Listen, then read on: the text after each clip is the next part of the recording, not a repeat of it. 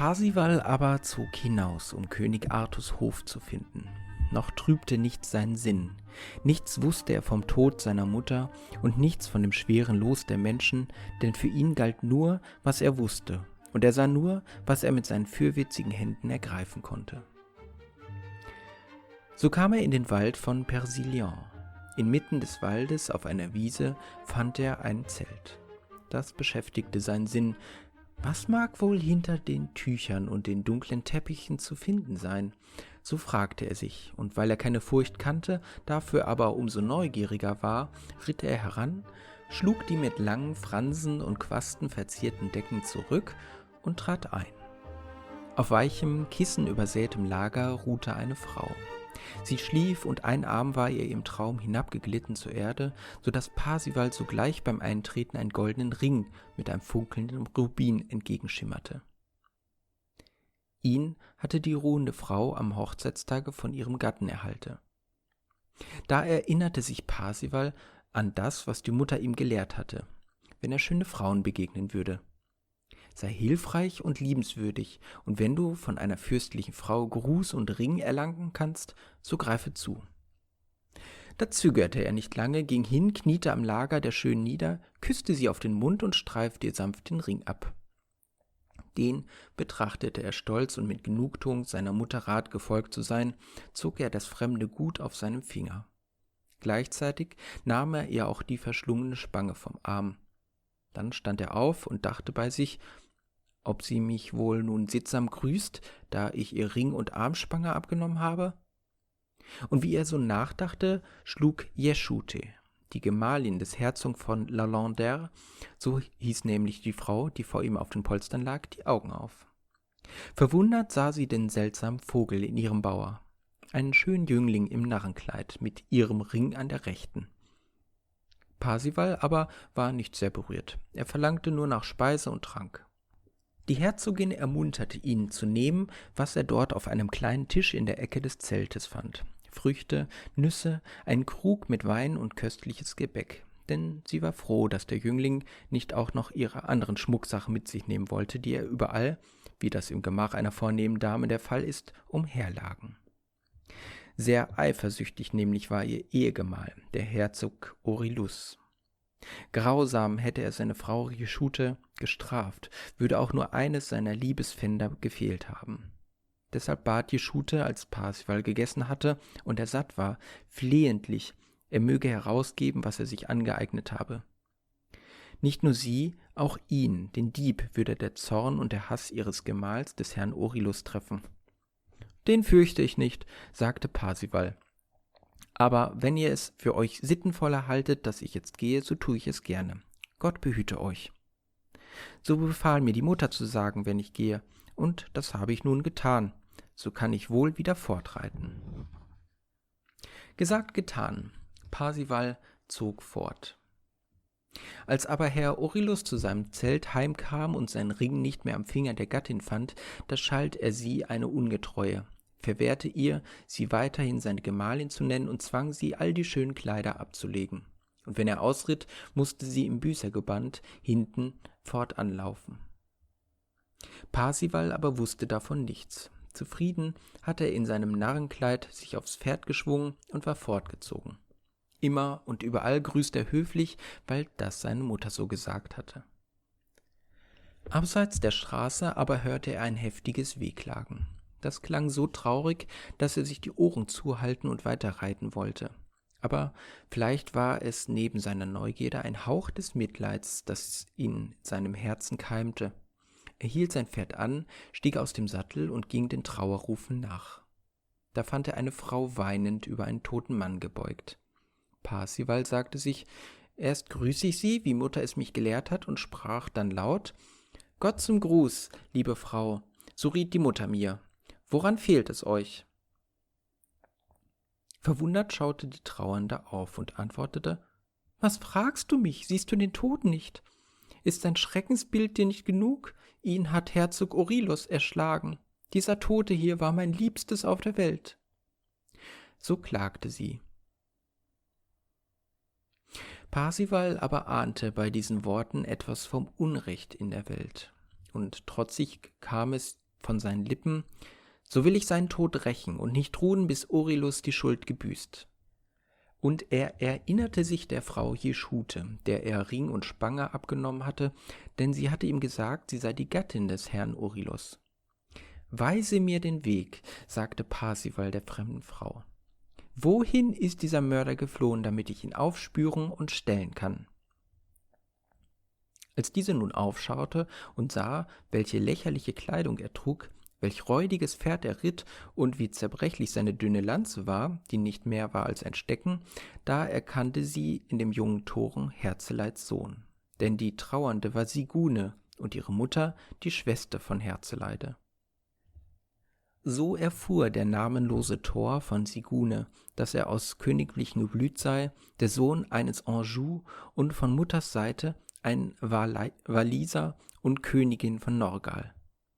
Für dich als unbekannten König hat dieser Tote da, der Fürst Shianatulanda, einst gekämpft, wenn er dein Land vor Feinden schützte, so sagte sie. Zweifach räch ich seinen Tod, verlass dich drauf, du arme Frau. Und wieder musterte Sigune den ärmlichen Naseweiß. Aber so willkommen er ihr als Rächer hätte sein müssen, Mutter Herzeleide und ihr Sohn dauerten sie so sehr, dass sie den Sohn der Schwester ihrer Mutter nicht in westliche Richtung schickte, die Herr Orilus gegangen war, sondern ihn ostwärts wies, dorthin, wo der Weg zu König Artus führte, in die Bretagne. Vielleicht, so dachte Sigune, bewährt sich dort der junge Held. Mag er später dann am unbesiegbaren Orilus Rache nehmen. Auf solche Weise kam Parsival vor die Stadt Nantes, in der König Artus sein Schloss hatte. Als er Einlass begehren wollte, kam gerade ein Ritter aus dem Tor, ein Ritter mit schneeweißem Gesicht und rotem Haar, in roter Rüstung mit rotem Schild und rotem Helmbusch. Selbst Speer und Schwert schienen feuerfarben rot zu sein. »Gott zum Gruße, Herr Ritter«, so riet die Mutter mir. Wieder war es Parsivals biedere Anrede, mit der er den begrüßte, der gewaltig zu Pferde saß. Auch hatte er gleich eine Frage. »Wohin reitet ihr, Herr Ritter? Ich möchte zu König Artus.« Der Ritter dankte für den Gruß und sprach: »Da du zur Stadt des Königs Arthur willst, sollst du mir eine Bitte erfüllen. Ich bin Iter von Gahevi und fordere die Artusritter zum Kampf. Meine Herausforderung haben sie, die Stolzen. Der Königin Ginevra goss ich mit diesem Pokal Wein über ihr festliches Gewand und ritt dann davon.« Und er zeigte Parsival einen goldenen Becher. »Doch ich bin kein Flüchtiger und kein Feigling. Nicht eher soll der König seinen Pokal zurückhaben, bis einer der Ritter im Kampf wider mich bestanden und ihn mir entrissen hat. So lange mag der König dürsten. Ich aber fordere mein Königreich für mich.« Parsival war bereit, nach des Ritters Willen zu handeln. Und mit solcher Botschaft fand er auch Einlass in König Artus Burg. Auch wenn er auch sein lächerlicher Aufzug allenthalben Aufsehen erregte, so kam er doch bis zur weit gerühmten Tafelrunde des Königs. Dort aber verstummte der Spott, denn gewichtig traf Parsivals Kunde die weinfrohen Gemüter. Auch verbarg Parsival seinen eigenen Wunsch nicht, ein Ritter zu werden, wie Iter mit seinem roten Schmuck. Da wurde die Tafelfreunde des Königs aufmerksam und musterten den schönen jugendlichen Mann in seinem Narrenkleid. Mag er sich diese Rüstung doch selbst erwerben, soll er doch gegen diesen Herrn Iter kämpfen, der hitzige gerne groß, mein König. So rief des Artus Seneschall Ki über den Tisch, und man fand den Rat gut. Der König willigte ein und wandte sich an Parsival. »Willst du die rote Rüstung haben? So sei's, hol sie dir.« Zu seinen Tafelfreunden aber sagte er: »Zu beklagen wär's, wenn Iters Hochmut dem Junker ungestüm das Lebenslicht auslöschen würde, denn heiß brennt es ihm in der Brust.